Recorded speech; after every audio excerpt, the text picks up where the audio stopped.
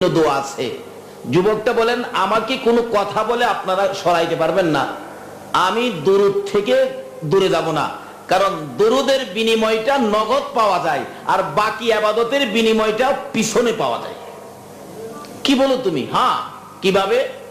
শোনেন, আমার বয়স যখন 7 ছিল, 7 বছর বয়সে আমি মা হারা হয়ে গেছি। ছেলেটা বলতেছেন, যুবকটা বলতেছেন, তখন আমার বাবা বাগদাদ থেকে হজে যাবেন, কাফেলা হলেন, কাফেলা বন্দী হয়ে গেলেন। কিন্তু আমি বাবাকে বলেছিলাম, বাবা আমার যে মা নাই, তুমি হজে চলে গেলে, আমি 7 বছর বয়সের ছেলে, আমি কই থাকবো, কার সাথে আমি থাকবো? বাবা আমি তোমার সাথে হজে চলে যাব। বাবা আমাকে সঙ্গী করে নিয়ে রওনা হলেন, কিন্তু হাঁটার রাস্তা তো, হজের সামান নিয়ে হাঁটতে হাঁটতে সঙ্গীদের সাথে আমার বাবা যাইতে পারে নাই। আমিও ক্লান্ত হয়ে গেলে আমাকে কাঁধের মধ্যে বসাইলে, আর বাবা হাঁটতে পারে না, সবাই আগে চলে গেছে, বোঝা ভারী।